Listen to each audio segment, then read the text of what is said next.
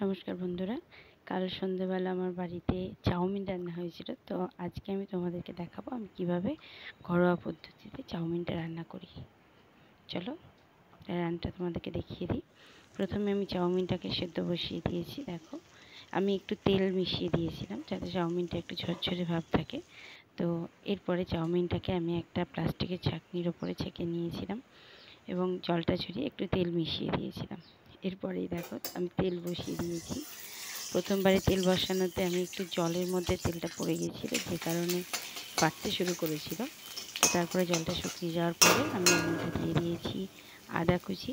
আমি বাড়িতে এভাবেই রান্নাটা করে থাকি। তারপরে আমি দিয়ে দিলাম পেঁয়াজ কুচি, এবং আমি আগে থেকেই সবজিগুলোকে অল্প একটু তেল দিয়ে ভালো করে ভেজে অর্ধেকটা 80% সেদ্ধ করেই রেখেছিলাম।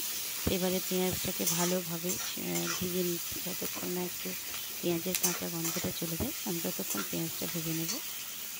এবং এরপরে আমি টমেটো আর কাঁচা লঙ্কা এর সাথে আমি পেঁয়াজের ওপরে দিয়ে দিয়েছি। আমি টমেটোর বীজগুলো বের করে নিয়েছি যাতে টক ভাবটা না থাকে, কিন্তু টমেটো দিয়ে আমার খেতে খুব ভালো লাগে।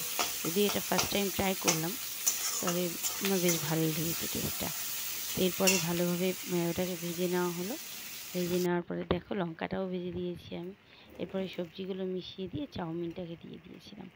এবারে আমার যেহেতু কড়াইটা খুব একটা বড় ছিল না, তাই দুটো খুন্তি নিয়ে আমাকে এটা করতে হয়েছে। আর ক্যামেরাটা যেহেতু আমি এক হাতে ধরছি, সুতরাং অনেক সময় মানে কড়াইয়ের মিডল পোর্শন পর্যন্ত কেটে যাচ্ছে ছবিটা। তো তোমরা সেটা নিয়ে কিছু মাইন্ড করো না। আমি এভাবে চাউমিনটা ভালো করে ভেজে নিয়েছি।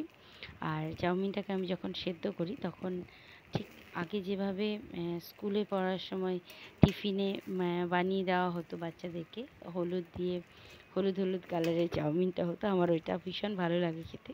তা আমিও না ওভাবেই রান্না করি। চাউমিনটা দেখতে তো এই স্টাইলের হয়েছে, খুব সাধারণভাবে বানানো। চলো এবার টেস্টটা কেমন হয়েছে জেনে নিই। আরে খেয়ে তো দেখো কেমন হয়েছে খেতে। খুব সুন্দর হয়েছে। সসটা দেবে না, সস